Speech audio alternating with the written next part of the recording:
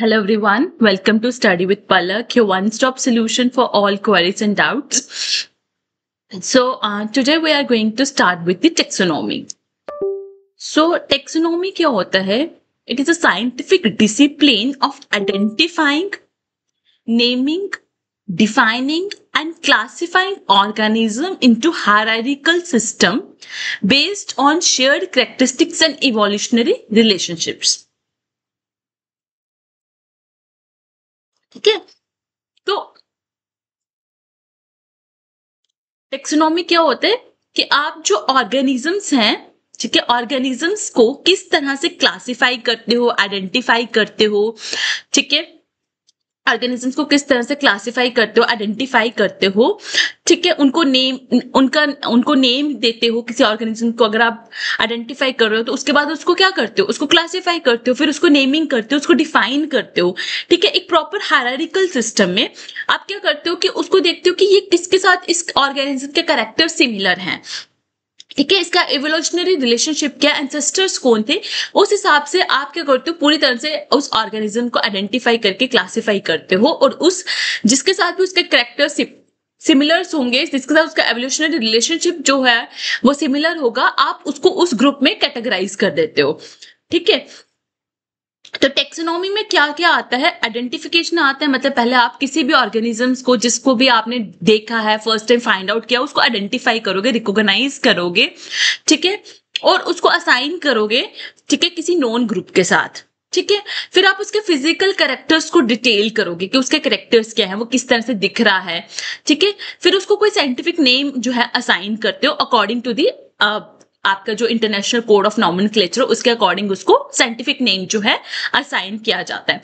Then उस organism को arrange किया जाता है इनटू हायरार्किकल ग्रुप्स, मतलब टेक्सास जो आपके कौन सी फैमिली से बिलोंग करता है, किस जीनस से बिलोंग करता है, क्या ऑर्डर है उसका, ठीक है। तो उसके सिमिलैरिटीज और रिलेशनशिप्स के बेसिस पे आप उसको क्या करते हो, उस हायरार्किकल ग्रुप्स में क्या करते हो, अरेंज करते हो। This is called as taxonomy hierarchy, okay. So जो टर्म टेक्सोनॉमी है that was coined by AP de Candolle, ठीक है, in the early 19th century to describe the system of classification nomenclature of living organisms.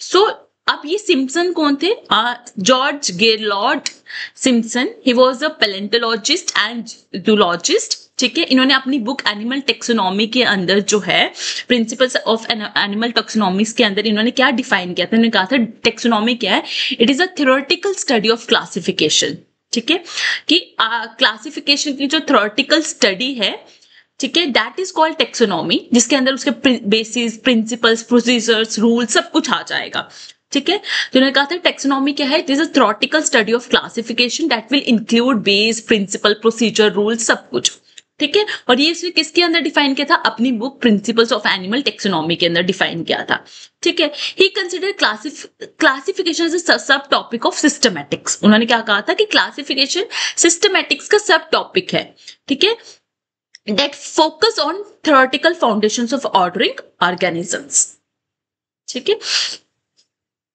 तो taxonomy के phases क्या है, एक होता है alpha, beta, gamma taxonomy. Alpha taxonomy क्या हुआ, स्टार्टिंग स्टेज जो फोकस करती है किसी भी ऑर्गेनिजम्स के जो उसको आइडेंटिफाई करना, उसको डिस्क्राइब करना, ठीक है, किस बेसिस पे, उसके जो मॉर्फोलॉजिकल फीचर्स हैं जिसको आप ऑब्जर्व कर सकते हो, देख सकते हो, ठीक है, उन फीचर्स के बेसिस पे किसी भी ऑर्गेनिजम्स को आइडेंटिफाई करना, डिस्क्राइब करना, किसी भी स्पीशीज को। बीटा टॉक्सिनॉमी होती है कि उस स्पीशीज को ऑर्गेनाइज करना into hierarchical system of classification, ठीक है, मतलब उसकी फैमिली क्या है, किस किंगडम से बिलोंग करता है, उसका ऑर्डर क्या है, जीनस क्या है, क्लास क्या है, उस सिस्टम में उसको एस्टैब्लिश करना, ऑर्गेनाइज करना, that is called beta taxonomy. Gamma taxonomy होती है बेटा कि आप क्या करते हो कि उनके इंट्रास्पेसिफिक वेरिएशंस को स्टडी करते हो, मतलब कि स्पीशीज के बीच में भी तो आपके डिफरेंसेस होते हैं ना, है ना, कोई दो मतलब एक स्पीशीज है, ठीक है, अब उस स्पीशीज के अंदर भी तो आपके डिफरेंसेस होंगे, ठीक है, तो उन डिफरेंसेस को, उन वेरिएशंस को स्टडी करना, ठीक है, studying differences with in species, ठीक है, और एवोल्यूशनरी हिस्ट्री को इन्वेस्टिगेट करना, उनके बीच में रिलेशनशिप्स को डेवलप करना, that is called as gamma taxonomy. तो बेटा अल्फा टेक्सोनॉमी क्या थी कि आप सिर्फ ऑर्गेनिजम्स को आइडेंटिफाई कर रहे हो, क्लासिफाई कर रहे हो on the basis of their observable features, ठीक है, मॉर्फोलॉजिकल फीचर्स, जो फीचर्स आप देख पा रहे हो। बीटा टेक्सोनॉमी क्या है कि उन स्पीशीज को ऑर्गेनाइज करना हायरार्किकल सिस्टम में, ठीक है, जो आपका फैमिली किंगडम वगैरह जो भी है उसको उसमें उसको क्या करना है, क्लासिफाई करना। गामा टेक्सोनॉमी क्या है कि स्पीशीज के बीच में जो डिफरेंसेस है, विद इन स्पीशीज जो डिफरेंसेस है उनको स्टडी करना, इवोल्यूशनरी रिलेशनशिप्स को आइडेंटिफाई करना, ठीक है, और ऑर्गेनिजम्स के बीच में रिलेशंस को डेवलप करना, that is called as gamma taxonomy, ठीक है। अब आते हैं सिस्टमैटिक्स। तो सिस्टमैटिक्स क्या है, study of diversification relationships of life forms, ठीक है, जो कि सिम्पसन ने डिफाइन किया था सिस्टमैटिक्स को। क्या है कि साइंटिफिक स्टडी जो डील करती है with kinds and diversity of organisms and any और रिलेशनशिप्स अमंग देम, कि ऑर्गेनिजम्स के बीच में किस तरह की डाइवर्सिटी प्रेजेंट है, ठीक है, और उनके बीच में किस तरह के रिलेशनशिप्स प्रेजेंट है, उन सब की स्टडी को हम कहते हैं सिस्टमैटिक्स, ठीक है। तो वर्ड सिस्टमैटिक्स जो है it is derived from Greek word systema, ठीक है, applied to the system of classification that was developed by Linnaeus in the 4th edition of his historical book Systema Naturae in 1735। तो यहीं से systematics word जो है वो define हुआ है, मतलब कॉइन किया गया है। तो देखो रिलेशन बिटवीन सिस्टमैटिक्स और टेक्सोनॉमी में फर्क क्या है। तुम तो कहोगे मैम दोनों में एक ही बात है, हम दोनों के बीच में रिलेशनशिप्स को डेवलप कर रहे हैं, क्लासिफाई कर रहे हैं। तो बेटा सिस्टमैटिक्स टेक्सोनॉमी में क्या आता है कि आप क्या कर रहे हो, ऑर्गेनिजम्स को डिस्क्राइब कर रहे हो, उनको नेमिंग कर रहे हो। बट सिस्टमैटिक्स में क्या आता है, सिस्टमैटिक्स में आप उनकी इवोल्यूशन के बारे में स्टडी करते हो, उनकी इवोल्यूशनरी हिस्ट्री के बारे में स्टडी करते हो, उनके एंसेस्टर्स के बारे में स्टडी करते हो, ठीक है।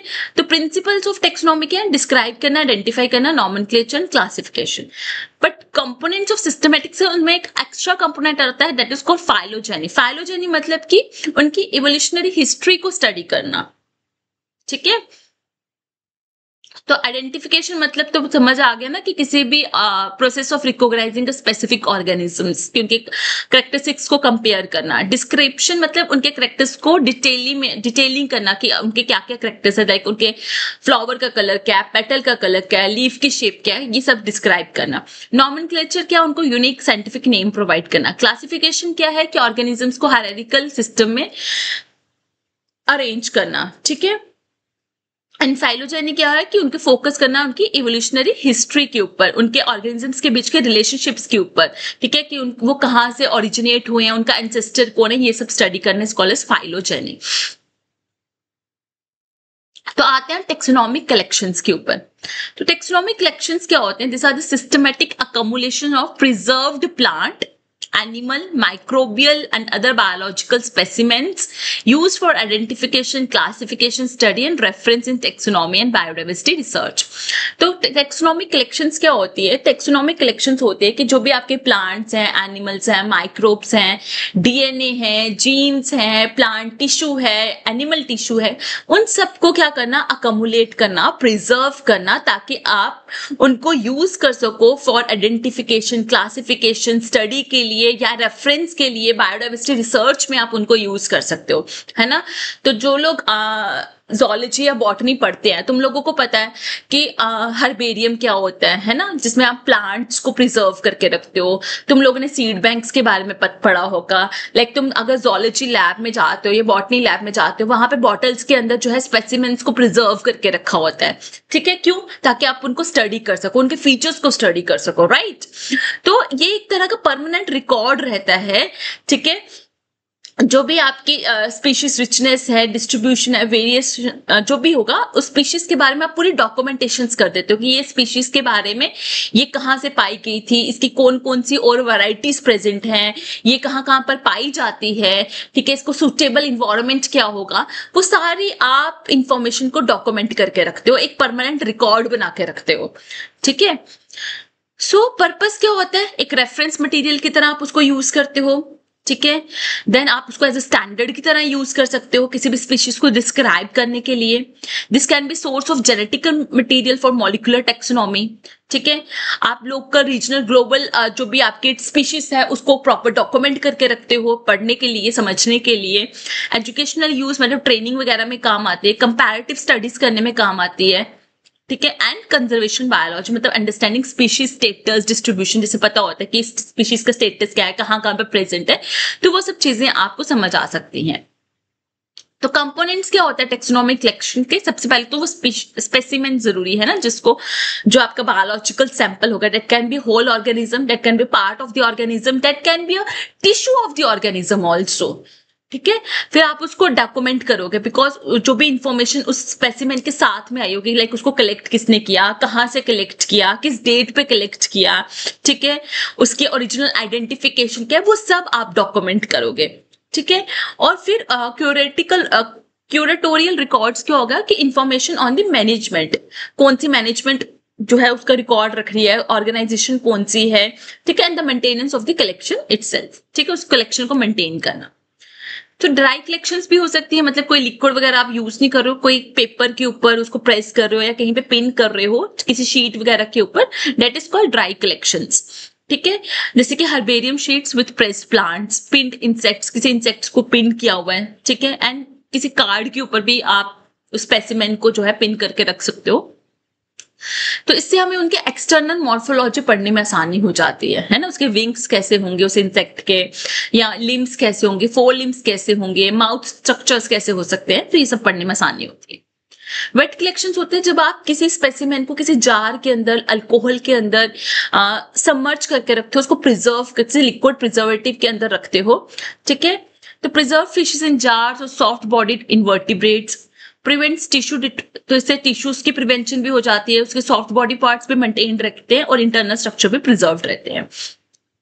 देन आते हैं लो टेम्परेचर कलेक्शंस, मतलब आप किसी स्पेसिमेन को बहुत कम टेम्परेचर पे स्टोर कर रहे हो ताकि आप उनके डेलिकेट टिश्यूज को, उनके वायबिलिटी को मेंटेन कर सको, जैसे कि आपके सीड बैंक्स होते हैं। क्रायो प्रिजर्वेशन पड़ा हुआ है ना, तो क्रायो प्रिजर्वेशन क्या होता है बेटा? क्रायो प्रिजर्वेशन होता है कि जब आप किसी भी स्पेसिमेन को, किसी जीन्स को, ठीक है, बहुत कम टेम्परेचर -196 डिग्री टेम्परेचर में स्टोर करके रखते हो, ठीक है, तो that is your low temperature collections. ठीक है, ताकि आप उस सैंपल की वायबिलिटी को मेंटेन करके रखो, फिर ताकि आप फ्यूचर में उसको अगर एनालाइज करना तो आपको आसानी हो सके। ठीक है, देन माइक्रोस्कोपिक कलेक्शंस, तो दिस इज वेरी सिंपल कि जो आप स्लाइड्स बनाते हो और माइक्रोस्कोप के अंदर देखते हो ना, दैट इज कॉल्ड, और कुछ आपकी प्रिपेयर्ड स्लाइड्स भी आती है ना, तो that is called microscopic collection, जिसमें आप क्या करते हो, सेलुलर कंपोनेंट, सब सेलुलर कंपोनेंट्स को स्टडी करने में आसानी होती है, क्रोमोसोम स्ट्रक्चर्स वगैरह देखते हो ना आप, तो that is called microscopic collections. ठीक है, ओके,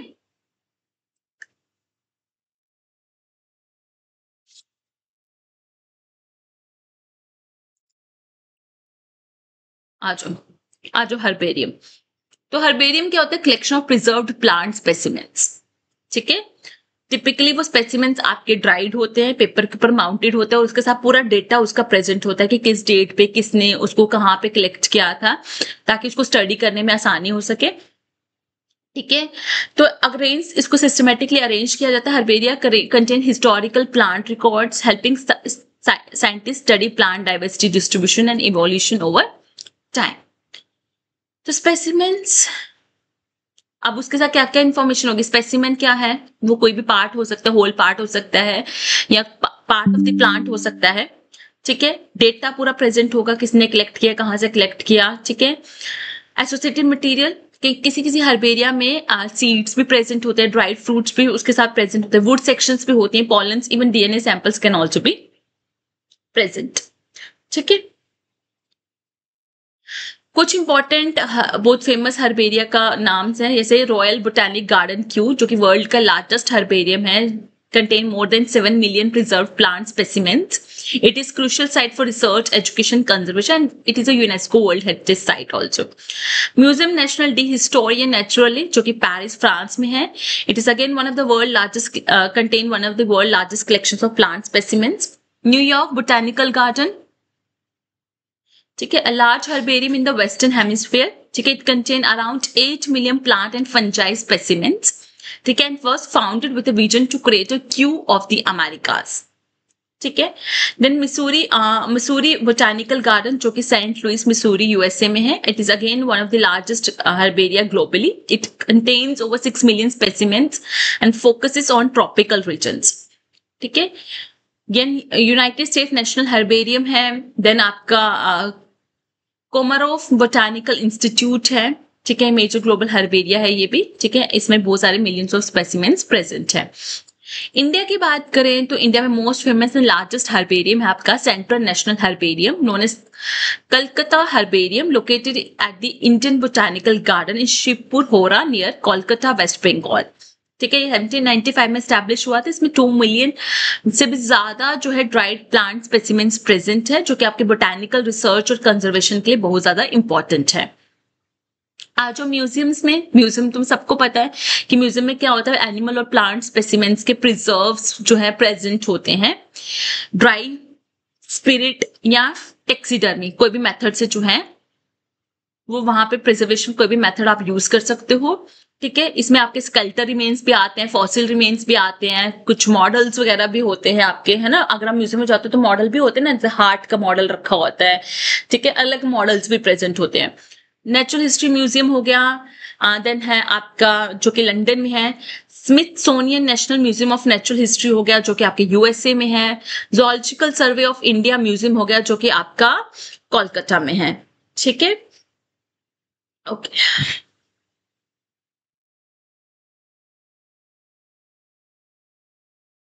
अच्छा, टेक्सीडर्मी पता है ना क्या होता है? टेक्सीडर्मी में क्या होता है कि जिसमें आप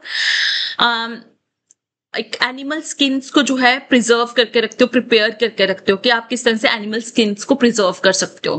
ठीक है, देन जूलॉजिकल पार्क, जू तो सबको पता है, वहां पे क्या होते हैं आपके, आप एनिमल्स को क्या करते हो, कलेक्ट करते हो, लिविंग कलेक्शन ऑफ एनिमल्स, ताकि उनको कंजर्व कर सको। ठीक है, एजुकेशन पर्पस के लिए, रिसर्च पर्पस के लिए। ठीक है, सो इससे आप एनिमल बिहेवियर्स को स्टडी कर सकते हो, इकोलॉजी को स्टडी कर सकते हो, एनिमल ब्रीडिंग्स को स्टडी कर सकते हो। ठीक है, it also maintain captive breeding programs for endangered species. Botanical gardens में जहां पे आपके प्लांट्स की लिविंग कलेक्शंस प्रेजेंट होते हैं। ठीक है, तो again it is ex situ conservation, क्या आप प्लांट्स को आउटसाइड देयर नेचुरल हैबिटेट जो है कंजर्व कर रहे हो। जैसे कि रॉयल बोटेनिकल गार्डन है क्यू यूके में, Indian botanical garden Howrah, national botanical research institute Lucknow. Then है microbe culture collections like bacterial, fungal, algae, viral cultures जो हैं। ठीक है, इनको आप प्रिजर्व कर सकते हो with method like cryopreservation, then lyophilisation, freeze drying करके। ठीक है, American type culture collection USA में प्रेजेंट है, माइक्रोबियल टाइप कल्चर कलेक्शन है चंडीगढ़ में। ठीक है, देन सीड बैंक्स आता है जहां पे आप सीड्स को, टिश्यूज को, डीएनए को, पॉलिन्स को काफी देर के लिए कंजर्व करके रख सकते हो। They act as reservoirs of genetic diversity. Then Svalbard global seed vault है नॉर्वे में, बहुत फेमस है ये। National bureau of plant genetic resources जो कि इंडिया में प्रेजेंट है, ये भी अगेन इंडिया में बहुत फेमस है। ठीक है, देन आ जाओ टाइप स्पेसिमेंस। तो टाइप स्पेसिमेन क्या होता है? It is a single preserved physical example of an organism. It is a single preserved physical example of an organism जो कि एक्ट करती है as a permanent reference point for its scientific name, ensuring taxonomic stability and clarity. ठीक है, single preserve physical example of an organism, that is called as type specimen. वो single जो आपने organism को प्रिजर्व करके रखा है जिस फिजिकल फॉर्म में, that is called as type specimen, जो कि एक रेफरेंस पॉइंट की तरह जो है परमानेंट रेफरेंस पॉइंट की तरह सर्व करता है। ठीक है, इट इज स्पेसिफिक इंडिविजुअल और illustration that formally defines a new species. ठीक है, या किसी और टेक्सोन को जो डिफाइन कर रहा है, तो एक स्पेसिफिक इंडिविजुअल या कोई इलुस्ट्रेशन जो कि न्यू स्पीशीज को डिफाइन करता है, किसी टेक्सोन को डिफाइन करता है।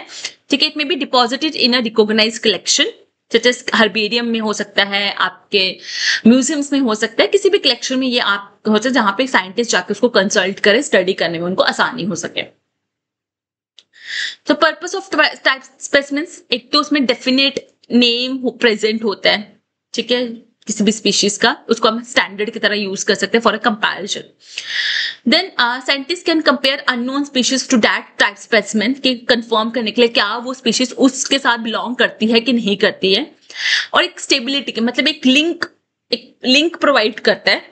ठीक है, ताकि अगर फ्यूचर में आप उसको पढ़ना चाहते हो, समझना चाहते हो, या किसी अननोन स्पीशीज को उसके साथ कंपेयर करना चाहते हो, तो वो एक परमानेंट एक लिंक प्रोवाइड करता है। तो by permanent linking a name to a specific specimen, जब आप किसी स्पेसिफिक स्पेसिमेन को एक लिंक मतलब एक कोई नेम जो है परमानेंटली दे देते हो, तो फ्यूचर में कोई भी कंफ्यूजन नहीं होती, साइंटिफिक नॉमेनक्लेचर्स में कोई प्रॉब्लम नहीं आएगी, और स्टडी करने में, कंपैरिजन करने में भी कोई दिक्कत नहीं आएगी। ठीक है, तो टाइप स्पेसिमेन होलोटाइप तो वो सिंगल प्राइमरी स्पेसिमेन जो आपने रखा हुआ, जो जिसको ओरिजिनल ऑथर ने डेसिग्नेट किया है, जो फर्स्ट टाइम डिस्क्राइब किया गया था, that is called holotype. Isotype होता है कोई भी डुप्लीकेट या एडिशनल स्पेसिमेन जो उसके साथ ही उसी टाइम पर कलेक्ट किया गया था। लेक्टोटाइप होता है कि अभी सपोज कर लो कि अभी कोई होलोटाइप जो है वो परमानेंट स्पेसिमेन जो है, प्राइमरी होलोटाइप जो है वो प्रॉपर से इंडिकेट नहीं हुआ है और उसकी जगह आप किसी और को जो यूज कर रहे थे इतने सालों से, that is called as lectotype. तो specimen designated to serve as the holotype जब कोई प्राइमरी होलोटाइप पूरी तरह से क्लियरली इंडिकेट नहीं किया गया है ओरिजिनल पब्लिकेशन में। ठीक है, खाली जगह छोड़ी गई है कि अभी हमें नहीं पता है, तो उसकी जगह जो हम यूज कर रहे थे दैट इज कॉल्ड लेक्टोटाइप। नियोटाइप होता है कि किसी और स्पेसिमेन को आप सेलेक्ट कर रहे हो इंस्टेड ऑफ दैट होलोटाइप। जब कोई जो ओरिजिनल स्पेसिमेन है, जो ओरिजिनल होलोटाइप है वो डिस्ट्रॉय हो गया है या गुम हो गया है, लॉस्ट हो गया है, तो उसकी जगह आप किसी न्यू स्पेसिमेन को जो सेलेक्ट कर रहे हो as the holotype, that is called neotype, मतलब न्यू। एंड पैराटाइप क्या होता है? Any other specimen listed in the original description of the species alongside the type। तो ओरिजिनल के साथ जो आप जो नया ओरिजिनल होलोटाइप के साथ जो आप किसी और स्पेसिमेन को भी अगर साथ में लिंक करते हो, लिस्ट करते हो, that is called as paratype, मतलब उसके जैसा। ठीक है, तो मॉडर्न अप्रोचेस में क्या क्या आ जाएगा? डिजिटल टेक्सोनॉमिक कलेक्शंस, तो आजकल सब ऑनलाइन डेटा ही है, वर्चुअल हर्बेरिया, कौन बुक्स खोल के पढ़ता है ना। तो डीएनए बार कोडिंग सिस्टम आ गया है, biodiversity databases like global biodiversity information facility है, barcode of live data system है। ठीक है, सो सब कुछ ऑनलाइन हो गया आजकल, है ना। नेक्स्ट हम पढ़ने वाले हैं टेक्सोनॉमिक कैरेक्टर्स। टेक्सोनॉमिक कैरेक्टर्स क्या होते हैं? ऑब्जर्वेबल एट्रीब्यूट्स, लाइक मॉर्फोलॉजिकल हो सकते हैं, एनाटॉमिकल हो सकते हैं, बायोकेमिकल हो सकते हैं, that can B physical, physiological, कोई भी एट्रीब्यूट्स जो है ऑर्गेनिजम्स के, जो कि हम आइडेंटिफिकेशन, क्लासिफिकेशन में या एवोल्यूशनरी रिलेशनशिप्स को एस्टैब्लिश करने में इस्तेमाल कर रहे हैं, that is called as taxonomic characters. अब किसी भी टेक्सोनॉमिक कैरेक्टर्स की प्रॉपर्टीज क्या होते हैं? एक तो वो हर मेंबर्स में प्रेजेंट होने चाहिए, उस टेक्सोन के हर मेंबर्स में वो कैरेक्टर्स प्रेजेंट होने चाहिए। इन्वायरमेंट इतनी आसानी से उन कैरेक्टर्स को ऑल्टर ना कर पाए। That characters must be heritable, that is genetically determined, ना कि पूरी तरह से environmental नहीं होने चाहिए, क्योंकि environmental change हो जाते हैं टाइम के साथ। It should be easy to observe and study, and it should help in distinguishing the taxa। तो टाइप्स ऑफ टेक्सोनॉमिक कैरेक्टर्स क्या होते हैं? बेस्ड ऑन यूसेज, तो क्लासिफिकेटरी कैरेक्टर्स मतलब कि जो इस्तेमाल होते हैं ऑर्गेनिजम्स को क्लासिफाई करने में, लाइक फ्लोरल स्ट्रक्चर हो गया, सिमेट्री होगी एनिमल्स में। ठीक है, डायग्नोस्टिक कैरेक्टर्स जो कि टेक्सॉन में काफी यूनिक होते हैं, आइडेंटिफिकेशन में इस्तेमाल होते हैं, like Winx in bats versus four limbs in mammals. And की कैरेक्टर्स जो कि टेक्सोनॉमिक कीज को कंस्ट्रक्ट करने के लिए यूज किए जाते हैं, मतलब यूज के हिसाब से ये आगे। Then based on importance we have qualitative and quantitative। Quantitative होते हैं जिसको आप मेजर कर सको, लाइक इन नंबर्स और साइज की, लेंथ क्या है, नंबर ऑफ स्टेमन्स क्या है। क्वालिटेटिव होते हैं जो मेजर नहीं किए जाते हैं, लाइक फ्लावर का कलर हो गया, लीफ की शेप हो गई, सिमेट्री क्या है, बैकबोन प्रेजेंट है या एब्सेंट है, तो that is called qualitative characters. Then based on genetic basis characters can be genotypic, मतलब कि जो इनहेरिटेड होते हैं, इन्वायरमेंट के इंडिपेंडेंट होते हैं, like chromosome number, DNA sequence. Phenotypic characters that are influenced by environment, like body का colour हो गया, वेट हो गया, देन लीफ का साइज हो गया। ठीक है, based on level of organism, morphological characters मतलब एक्सटर्नल स्ट्रक्चर हो गया आपका, एनाटॉमिकल करेक्टर इंटरनल स्ट्रक्चर हो गया। ठीक है, एम्ब्रियोलॉजिकल करेक्टर्स मतलब कि एम्ब्रियो में डेवलपमेंट स्टेजेस के, एम्ब्रियो सैक कैसा था, क्लीवेज पैटर्न कैसा है। साइटोलॉजिक करेक्टर्स जिसमें क्रोमोसोम नंबर वगैरह आ जाता है।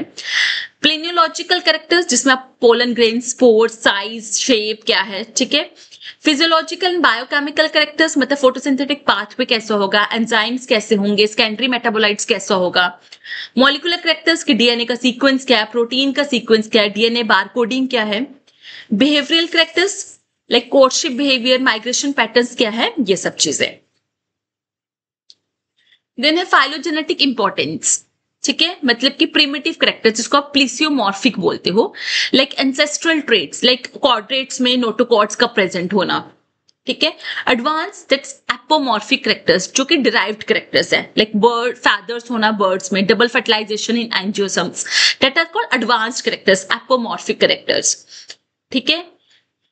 देन आ जाओ मेथड्स ऑफ आइडेंटिफिकेशन। आइडेंटिफिकेशन एक ऐसा प्रोसेस है जिसमें अननोन स्पेसिमेन को आप क्या करते हो, एक नॉन टेक्सॉन में असाइन करते हो, ठीक है, using available resources like keys और करेक्टर्स का इस्तेमाल करके आप उस अननोन स्पेसिमेन को एक नॉन टेक्सॉन में असाइन करते हो। ठीक है, जैसे कि टेक्सोनॉमी की, it is a scientific tool used to identify and classify organisms by providing a series of choices. ठीक है, बेस्ड ऑन जो आपके ऑब्जर्वेबल ट्रेट्स हैं, करेक्टर्स हैं, ठीक है, उस ट्रेट्स से आप based on that traits, based on that characters आपके पास चॉइसेस आते हैं। आप चॉइसेस के बेसिस में उन चॉइसेस को चूज करते जाओगे और अल्टीमेटली आप एक फाइनल रिजल्ट में पहुंच जाओगे। तो आप आइडेंटिफाई कर रहे हो, क्लासिफाई कर रहे हो ऑर्गेनिजम्स में bye providing a series of choices based on their characters. ठीक है, तो सबसे पहले आता है ऑब्जर्वेशन। ठीक है, तो आप क्या करते हो, पहले तो आप ऑब्जर्व करते हो डिस्टिंग्विश फीचर्स को, ठीक है, of that unknown organisms. Then आप first pair of contrasting statement, उस पेयर ऑफ कंट्रास्टिंग स्टेटमेंट्स को हम बोलते हैं कपलेट। ठीक है, तो की में वो जो कंट्रास्टिंग स्टेटमेंट का पेयर आता है that is called as couplet, आप उसको रीड करते हो और अपनी एक चॉइस बनाते हो। ठीक है, हर एक चॉइस के सिलेक्ट करने के बाद आप नेक्स्ट कपलेट पे पहुंच जाओगे अंटिल जब तक आप फाइनली उसको आइडेंटिफाई ना कर लो। So by making a series of correct choices, you can determine the specific name of the organism. But keys भी जो है different टाइप की है, like dichotomous key, like single access key, जहाँ पे सिर्फ दो ही choices होते हैं हर एक स्टेप में। ठीक है, 2 ही contrasting options होंगे कपलेट। ठीक है, तो dichotomous key जो है वो अलग अलग टाइप की है। First is your indented key, like yogd key जो होती है आपकी, इंडेंटेड की और यॉक्ड की। ठीक है, सो इसमें क्या होता है कि statements for couplet are indented with the second choice further indented from the first. This creates a visual hierarchy and helps identifying the organism through a sequence of choices. So indented key में क्या होता है, मैं एक बार इसको example बताती हूँ तुम्हें। आई होप मैंने कोई स्पेस छोड़ी हो।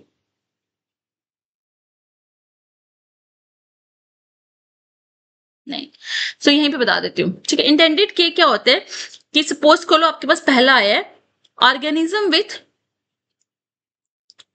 Only 1 cell. ठीक है, उसके बाद आपके पास बी ऑप्शन है, उसमें नो न्यूक्लियस। अगर कोई न्यूक्लियस नहीं है तो ऐसे लाइन होती है। ठीक है, एक लाइन होती है, उसमें लिखा होता है, वो होगा सपोज करो मोनरा। फिर आगे बी लिखा हुआ है, अगर उसमें न्यूक्लियस है, ठीक है, अगर नो न्यूक्लियस ऑफ मोनेरा है, तो अगर बी है तो न्यूक्लियस है तो मान लो प्रोटिस्टा है, अगर विथ 1 सेल। फिर अच्छा अगला क्या होगा, organism with more than 1 cell. ठीक है, मोर देन 1 सेल।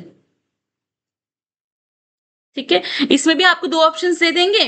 ऑटोट्रॉफिक है तो वो क्या है, वो प्लांटे होगा। चलो आपको लगता है ये नहीं है, फिर आपको लगता है अगला चलते हैं, हेटेरोट्रॉफिक है। ठीक है, हेटेरोट्रॉफिक में आपको 2 ऑप्शंस दे देंगे। ठीक है, कि वो मोबाइल है, इमोबाइल है। फिर मोबाइल होगा तो एनिमिलिया है, इमोबाइल है तो प्लांटे है। ठीक है, इस तरह से ये आपके इंटेंटेड क्वेरी होते हैं, मतलब एक विजुअल हायरार्की होती है जिससे आप ऑर्गेनिजम्स को आइडेंटिफाई कर सकते हो through a sequence of choices. ठीक है, देन ब्रैकेटेड की होती है, both options of a couplet are presented side by side, numbered और lettered and often indicate the subsequent couplet. अब ब्रैकेटेड की में क्या होता है कि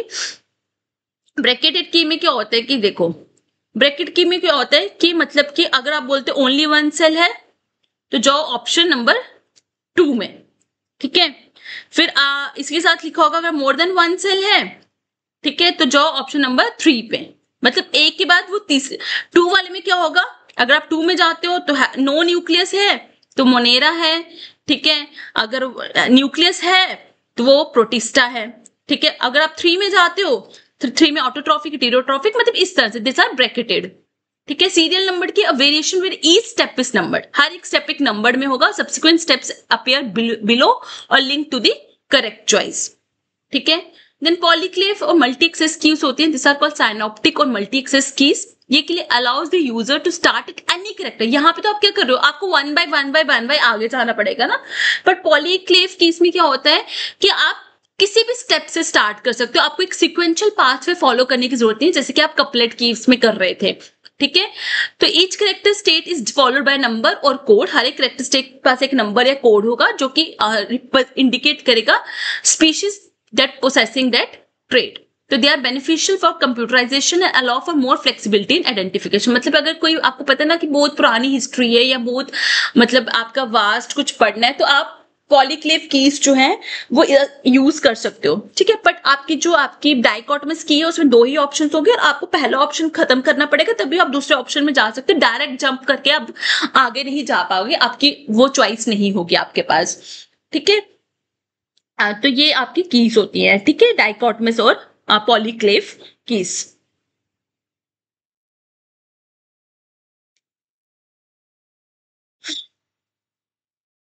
ओके, एक और चीज बता दूं कि कपलेट तो आपको समझ आ गया ना क्या होता है, कि पेयर ऑफ कंट्रास्टरी स्टेटमेंट्स। और एक टर्म होती है, हर एक स्टेटमेंट जो उस कपलेट में होगी ना, each statement in a couplet is called as lead. Each statement in a couplet is called as lead, ठीक है। चलो आगे चलते हैं अब। पिक्टोरियल कीज क्या होते हैं? This keys incorporate images. अगर इमेजेस वगैरह ड्राइंग्स वगैरह भी साथ में प्रेजेंट होगी ना विद द रिटन डिस्क्रिप्शंस, तो that is called pictorial keys. Branching keys क्या होती है? तो ये आप this are design for quick separation of species and can be like a flow chart. मतलब एक, फिर उसके बाद इस तरह से, फिर उसके बाद इस तरह से, तो एक फ्लो चार्ट की तरह जो होंगी, that is called branching keys. आज मोनोग्राफ। मोनोग्राफ क्या होता है? ये कंप्लीट डिटेल स्टडी होती है किसी भी टेक्सॉन की या टेक्सोनॉमी, किसी एक टेक्सॉन, सिंगल टेक्सॉन की कंप्लीट जो डिटेल स्टडी होती है ना, that is present in a monograph. एक किताब कह सकते हो तुम, ठीक है, जिसके अंदर एक कंप्लीट टेक्सॉन की पूरी कंप्लीट डिटेल्स प्रेजेंट होंगे, ठीक है। तो ये कंसेंट्रेट करता हो ना पर्टिकुलर ऑर्गेनिज्म और specific aspect of it study, ठीक है, रिटन बाय वन ऑथर, ठीक है। And monograph present Anfield unified perspective. Monograph क्या प्रेजेंट करता है? यूनिफाइड पर्सपेक्टिव जो है प्रोवाइड करता है। इसके अंदर detail description, classification, nomenclature, illustrations, हर एक चीज, embryology, evolutionary history, reproductive biology, सब कुछ प्रेजेंट होगा उस टेक्सा के रिलेटेड, उस स्पीशीज के related. Everything you will find in that particular monograph, ठीक है। इसका वर्ल्ड वाइड स्कोप होता है, ठीक है। And it is a complete work usually publish in one और फाइनाइट नंबर ऑफ वॉल्यूम्स। हो सकता है एक किताब हो सकता है उसके बहुत सारे वॉल्यूम्स हो, वॉल्यूम 1, वॉल्यूम 2 वगैरह प्रेजेंट हो, ठीक है।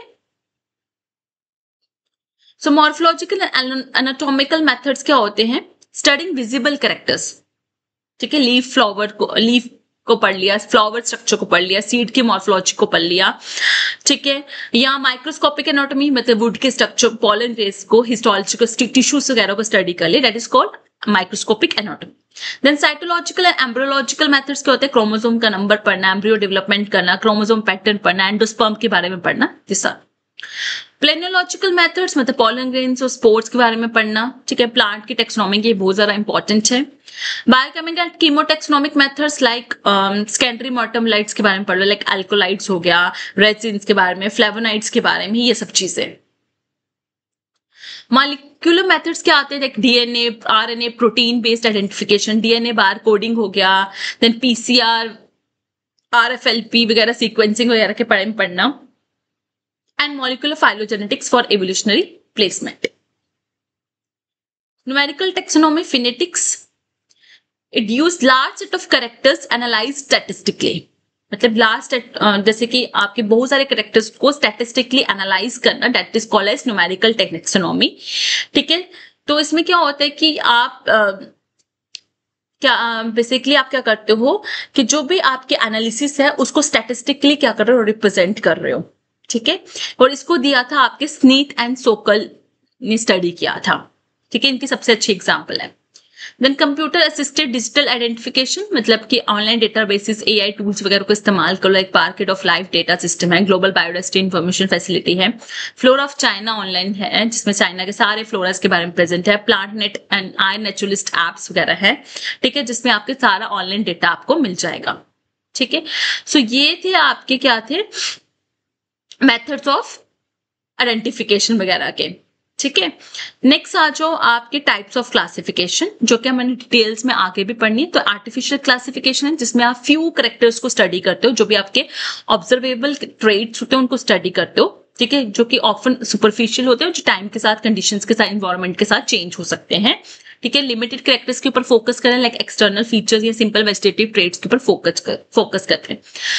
Like linear system that classify plant based on the number of stamens and carpels. Aristotle ने जो है क्लासिफाई किया था प्लांट्स को based bye there habit, like trees, shrubs या ट्रीज वगैरह पे उन्होंने ट्रीज, श्रब्स, हर्ब्स में क्लासिफाई किया था। ये हम डिटेल्स में भी पढ़ेंगे। नेचुरल क्लासिफिकेशन, यहाँ पे बहुत सारे number of observable stable characteristics को इंक्लूड किया जाता है फॉर स्टडिंग, उनके इंटरनल एक्सटर्नल फीचर्स को इंक्लूड किया जाता है। ठीक है, ताकि पर्पस क्या है, to create groupings that reflect broader similarities, तो मोर कॉम्प्रिहेंसिव इंफॉर्मेशन जो है हमें नेचुरल क्लासिफिकेशन में मिलती है। नेचुरल क्लासिफिकेशन सिस्टम जो है बेंथम एंड हुकर ने प्रपोज किया था। ठीक है, आते हैं न्यूमेरिकल क्लासिफिकेशन, फिनेटिक्स। ठीक है, जिसमें आपके न्यूमेरिकल एल्गोरिथम होंगे, मतलब कि जो भी आपका डेटा है, जो कि आपके नेचुरल क्लासिफिकेशन में जो आपको डेटा मिला है, अब उसको हम क्या कर रहे हैं, एक तरह से उसको स्टैटिस्टिकल डेटा में अरेंज कर रहे हैं। ठीक है, एक क्रिएट करना taxonomy based on shared characteristics. ठीक है, सब्जेक्टिव इवोल्यूशन को रिड्यूस करना है। अब हमें क्या कर रहे हैं, उसको न्यूमेरिकल एल्गोरिथम में या स्टैटिस्टिक्स में, डेटा में उसको अरेंज कर रहे हैं। ठीक है, तो type of class that focus on overall similarities between organisms. Phylogenetics, cladistics, जिसमें हम क्या करते हैं, ऑर्गेनिजम्स को ग्रुप करते हैं according to the evolutionary relationships, कि अगर कोई भी उनका शेयर्ड एंसेस्टर है तो उसके बेसिस में हम उनको ग्रुप करते हैं। तो ये किस लिए होता है, to show how different groups of organisms have evolved, कि कॉमन एंसेस्टर से किस तरह से जो डिफरेंट ऑर्गेनिजम्स हैं वो इवॉल्व हुए हैं। और इस सिस्टम को डेवलप किया था एंगलर एंड प्रेंटल ने। ठीक है, और इसमें हम जो फाइलोजेनेटिक ट्रीज बनाते हैं ना, उसको हम कहते हैं क्लैडोग्राम्स या फैमिली ट्रीज। देन आ जाओ टेक्सोनॉमिक लिटरेचर्स क्या होते हैं, वेरियस फॉर्म ऑफ लिटरेचर्स, जिसमें पूरी डिस्क्रिप्शन, इलस्ट्रेशन, आइडेंटिफिकेशन कीज वगैरह प्रेजेंट होती है उस अननोन जो कि यूज की जाती है उस अननोन प्लांट को आइडेंटिफाई करने के लिए, वो होता है लिटरेचर। ठीक है, सारी आइडेंटिफिकेशन कीज जो भी है सब कुछ प्रेजेंट हो। ये सबसे लिटरेचर जो है, it is one of the oldest and most complicated literatures of taxonomy. Literature of taxonomy जो है सबसे oldest and most complicated literature है साइंस का। ठीक है, इसके अंदर क्या क्या आते हैं, floras and electric floras, manuals आ जाते हैं, मोनोग्राफ्स, जर्नल्स।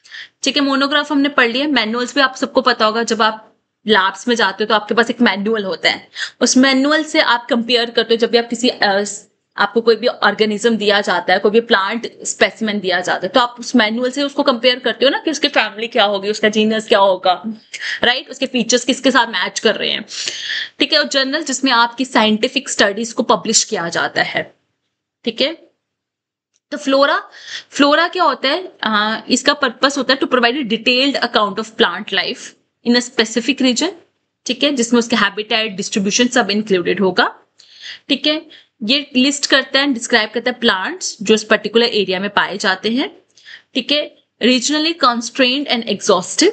ठीक है, इसका एम क्या होता है, to cover all plants within a geographical scope, कि उस ज्योग्राफिकल एरिया में जो भी प्लांट्स प्रेजेंट है उस प्लांट्स की डिटेल्ड अकाउंट फ्लोरा के अंदर प्रेजेंट होती है।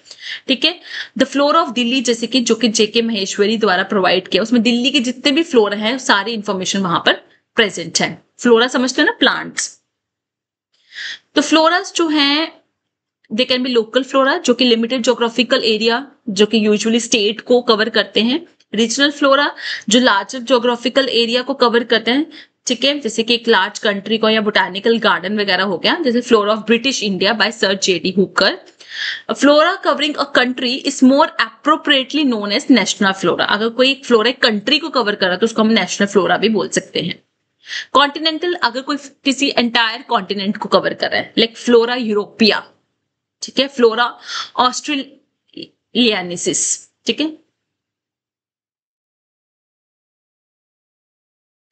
इलेक्ट्रिक फ्लोरा, इलेक्ट्रॉनिक फ्लोरस क्या होते हैं, तो बहुत सालों में अब क्या हो रहा है कि हमें जितने भी फ्लोरास प्रेजेंट है वो हमें डिजिटल फॉर्म में प्रेजेंट है, हम ऑनलाइन उसको देख सकते हैं।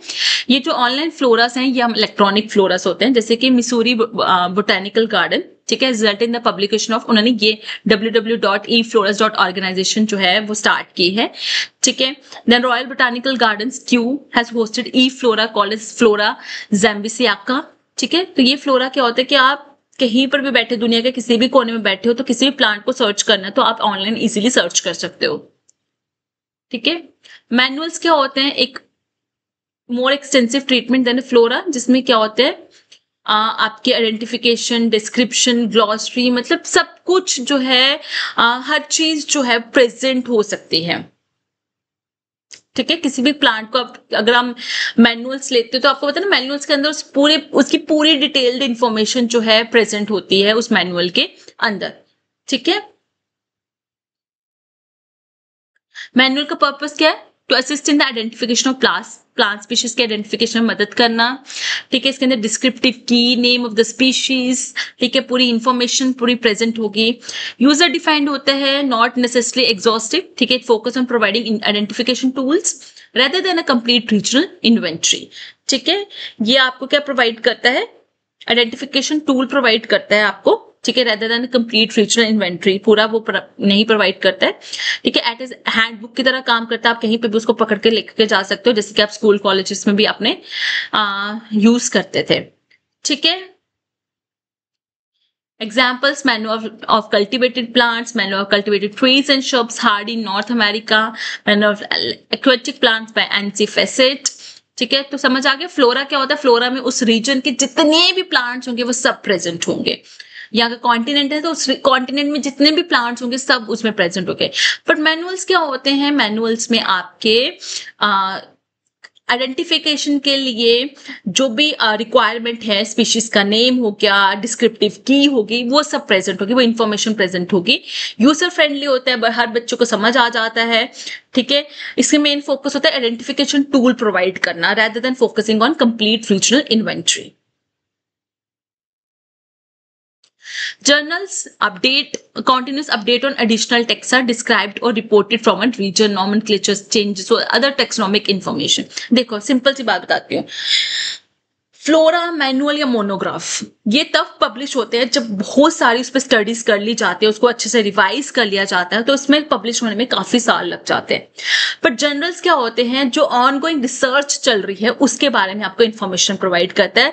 जर्नल्स में अगर कोई चेंजेस आते हैं वो आपको अगले जर्नल में पता चल जाता है, ठीक है। तो जर्नल्स में आपके बहुत सारे जर्नल्स पब्लिश होते हैं, उसमें वॉल्यूम नंबर होता है, इश्यू नंबर होता है, पेज नंबर होता है, उस पर्टिकुलर आर्टिकल जहां पे अपेयर होगा वो सब इन्फॉर्मेशन उस जर्नल के अंदर प्रेजेंट होती है, मतलब किस पेज पे है, किस वॉल्यूम में है, इशू नंबर क्या है, वो सब प्रेजेंट होगा।